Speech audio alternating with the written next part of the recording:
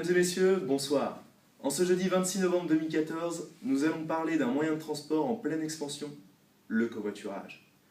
L'utilisation conjointe et organisée d'un véhicule pour effectuer un trajet en commun est-elle alors un simple effet de mode ou un moyen de développement économique durable?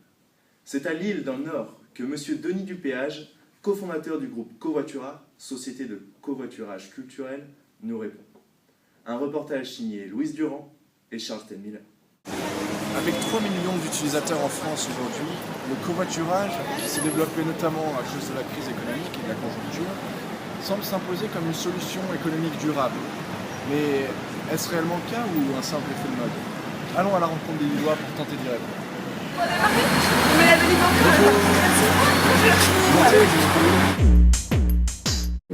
Moi je pense que c'est une solution parce que vraiment quand on a besoin d'un trajet, ça coûte pas cher, c'est beaucoup plus efficace. Pareil, ça coûte pas cher et même au niveau écologique, c'est plutôt une bonne conscience pour nous. Mademoiselle, une idée? Moi je pratique le covoiturage depuis maintenant un petit bout de temps et je trouve ça vraiment génial parce qu'on peut faire des trajets à moindre coût alors qu'avec le train maintenant ça devient des sommes astronomiques et vraiment moi je suis pour le covoiturage et je ne pense pas que ce soit un effet de mode, je crois que ça va perdurer. Je pense qu'on développe du coup le côté social de notre environnement et parce qu'on fait beaucoup de rencontres de ce fait-là et dans cette logique de crise on doit s'unir.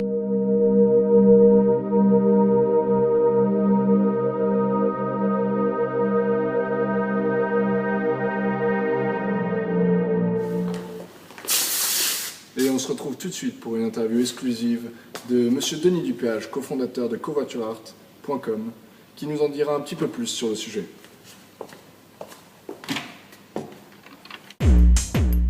Covoiturart, c'est le premier site de covoiturage culturel français. Un covoiturage uniquement à destination de la culture.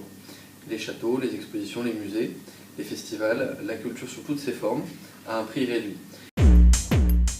C'est une commission fixe, en aller-retour ou en aller simple, vous payez exactement le même prix, 1,90 € à chaque fois. C'est des voyages vers 1178 destinations à travers toute la France. Donc il y a une destination à 30 km de n'importe quel point du territoire. Et en plus de ça, c'est sur place des intérêts financiers pour nos clients, puisque sur un certain nombre de destinations, vous avez l'opportunité de payer moins cher votre billet d'entrée. Ça se passe comme ça à Vaux-le-Vicomte, ou dans un certain nombre de châteaux, comme vous pouvez le voir derrière. L'entrée à Vaux-le-Vicomte coûte normalement 16 €. Et grâce à nous, ça coûte 13 €. Ce qui permet en fait de voyager moins cher et de rendre la culture accessible à tous. Talleyrand avait une très belle phrase, il disait « il n'y a pas de citadelle inattaquable, il n'y a que des citadelles mal attaquées ». Si j'échoue face à Blablacar, c'est qu'on n'aura pas réussi à se différencier. Si on réussit, on aura réussi à créer un nouveau concept de covoiturage. Comment on fait face à Blablacar?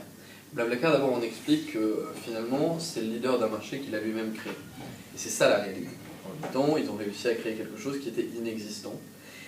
Et donc à créer à peu près 1 million de voyages par jour, alors qu'il y a 3 millions de voyages qui se font à travers toute la France en covoiturage tous les jours. Donc il y a un tiers des covoiturages par jour qui se font via Blablacar.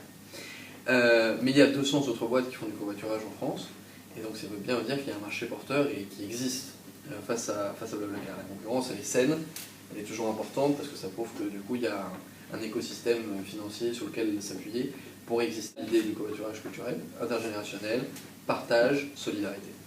Et je pense que par rapport à Blablacar, c'est un gros intérêt puisque derrière, le sens même de l'économie collaborative renaît d'un projet de covoiturage innovant et intéressant plutôt qu'un covoiturage purement et typiquement business. L'innovation permanente, vous avez raison, elle est essentielle parce que si en fait on ne change pas le produit ou qu'on ne s'adapte pas aux clients, on est voué à disparaître. Donc du coup, effectivement, les produits changent et évoluent au quotidien. On a 3, 4, 5, 6 musées qu'on rajoute toutes les semaines. On a de nouveaux produits qui vont arriver, des parcours viticoles, des parcours dans des abbayes trappistes dans le Nord-Pas-de-Calais. On va ouvrir à l'étranger. On va aussi avoir la capacité de traduire le site en anglais, en allemand et en espagnol d'ici la fin de l'année 2015. On va ouvrir un nouveau relais via des blogs pour permettre aux gens de participer via ce qu'ils auront vu à l'engouement culturel et dire voilà, j'ai été voir telle expo, elle est sympa, j'ai entendu telle citation, etc. pour créer une communauté culturelle qui derrière va vivifier un nouveau type de covoiturage et finalement en plus d'un nouveau segment, une nouvelle communauté. Il y aura un grand tournant pour nous, ça va être le sport, puisque comme on travaille avec énormément de collectivités locales, plus de 200, l'intérêt c'est demain de pouvoir dire, par rapport aux événements sportifs, la culture peut se développer sous une multifacette. Le sport fait partie d'une des facettes, et aujourd'hui, la raison pour laquelle nos partenaires viennent nous voir, que ce soit culturel, institutionnel, parce que en termes de parking, en termes d'accessibilité, il y a d'énormes problèmes, le sport fait partie de ces problématiques, et dans les 5-6 ans, ça fait partie des choses qu'on développera évidemment. Entendons-nous bien, la consommation collaborative n'est pas un effet de mode.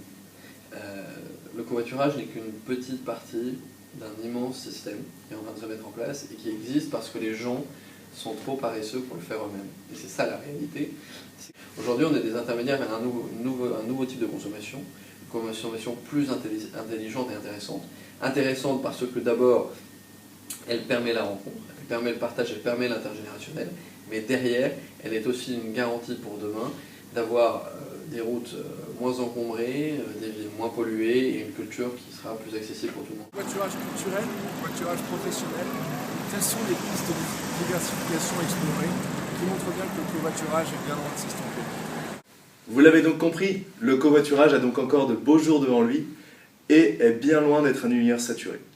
Nous allons donc nous quitter avec des images du château de Versailles et de ses jardins somptueux, une des merveilles culturelles où vous pouvez vous rendre aisément grâce au site covoiture-art.com. Dans un instant, ce sera la météo de Tessa Turolvit, suivi de notre feuilleton quotidien En voiture Simone. Pour ma part, vous me retrouverez mardi prochain. Bonne soirée et n'oubliez pas, rendez-vous sur covoiture-art.com.